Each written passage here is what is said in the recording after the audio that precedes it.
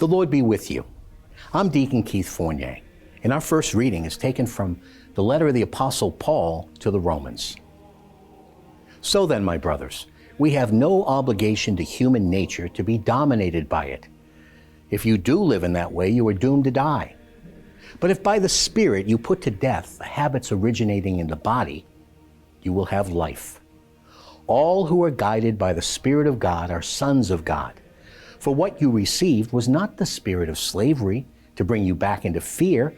You received the spirit of adoption, enabling us to cry out, Abba, Father. The Spirit Himself joins with our spirit to bear witness that we are children of God. And if we are children, then we are heirs, heirs of God and joint heirs with Christ, provided that we share His suffering, so as to share His glory. And our response is from Psalm 68. You disperse them like smoke, as wax melts in the presence of a fire, so the wicked melt at the presence of God. Sing to God, play music to His name, build a road for the rider of the clouds. Rejoice in Yahweh, dance before Him. God gives the lonely a home to live in, leads prisoners out into prosperity. But rebels must live in the bare wastelands. God, when you set out at the head of your people, when you strode over the desert, this God of ours is a God who saves. From Lord Yahweh comes escape from death.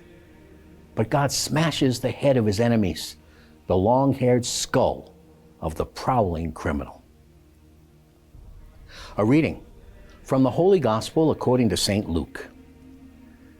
One Sabbath day, Jesus was teaching in one of the synagogues, and there before Him was a woman who for 18 years had been possessed by a spirit that crippled her.